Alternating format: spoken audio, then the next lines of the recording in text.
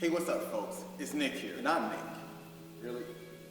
Well, anyway, we all know that COVID-19 is taking the world by storm, and not in a good way. Now, we have to take precautions as in being socially distant from one another and isolating ourselves. But the thing is, this can have a huge impact on our mental capacities. Now, being socially distant is very important. Staying 6 feet away if you must be in public, or just staying to yourself. This can help slow down the spread of COVID-19 and flatten the curve, but we must be diligent in doing this. But there's more than just the physical aspect that this can take the toll on us. Now, it is apparent that physically it can affect us from the sick aspect of spreading germs from one person to another, but what about the mental aspect? How does it affect our brains and how we live our day-to-day lives? So let's take a closer look on how COVID-19 is psychologically affecting us. Right, Nick? Stay with it. Stay with it. Now, have you been feeling a little lethargic the past few days? Even maybe mild symptoms of depression? Now, this isn't necessarily your fault. There's actually something going on with your brain. Now, the COVID-19 virus is already a threat and scary enough as it is physically, but the actual social distancing definitely adds an extra element of stress to us. So let's talk about some of these things. Now, social survival.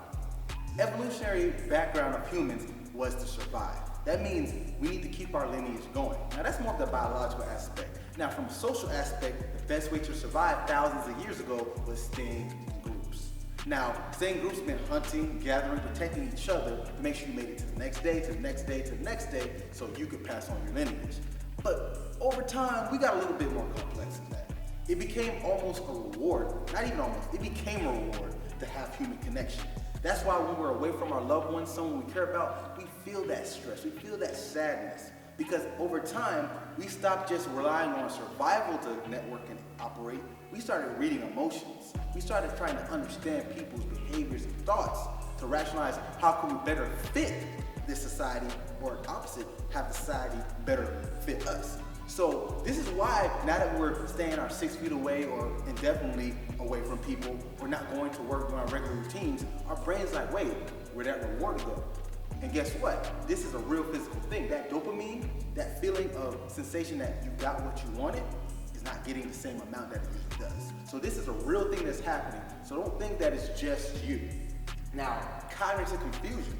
Now, we've talked about evolutionary again. We're seeing how our bodies are designed to have different cycles, something called circadian rhythm. This is our body's internal clock. This is how we know what time to get up in the morning, what time we need to go to bed. This is how our hormone levels rise at certain occasions and fall at others. How you need to do your workout, your body's ready and pumped to go at 6 p.m. every day. That's what circadian rhythm is. But the problem is, we're inside a lot now. Yeah, we can go out for a little bit, walk to the park, maybe around the house. For the most part, we're not getting real sunlight, and there's actually an effect sunlight does to our eyes that tells us when to be awake and when we're not getting it, when to be asleep. So now that's being thrown off because we're not getting as much as we usually do. So a lot of things are thrown off right now that's causing us to be psychologically and even physiologically confused in the brain. Now, quasi-interaction. This I've been seeing a lot of, and it's great. People have been doing more apps, more FaceTime, more interaction via means that don't need to be physically there. There were even DJs throwing parties where people can chime in and log on. So this is great for this social distancing period because now you can get that longing for belonging in groups without physically being there. And the last one, it's okay to be bored, but not the type of bored you're thinking about. When I say bored, I mean besting our regular, everyday duties.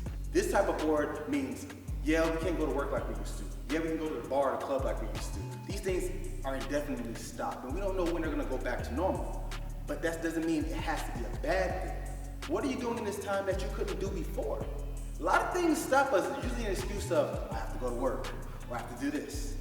Guess what? A lot of those excuses can't fly right now. So now you can use this time to do something you've never done before. It could be binging that Netflix series. I know I haven't seen it in a while, but it doesn't necessarily have to be just that. Maybe you want to write more. Maybe you want to exercise more. This is the best time to be physically active because we already know how good that is for our brain. I've talked about that many times. So being okay to be bored means besting our regular, everyday duty. Do something that you don't necessarily do every single day before this happened. this is the perfect time to explore your deepest, most thoughts. This can be cleansing on a mental, spiritual level. It can be cleansing on a physical level. You're eating better now. You're thinking better. You're talking to yourself in a way that you never talked to yourself before. Because you got to take this time. Because like I keep emphasizing, we do not know. So social distancing will get to you. That's why you think prisoners who get solitary confinement, that's considered a cruel punishment. Why do you think they do that? They understand how the brain longs for interaction and how we're not able to get that energy from others. It plays on our brains and negatively affects us. So don't let social distancing, let alone the coronavirus, keep you down. Try something different and get your mind right.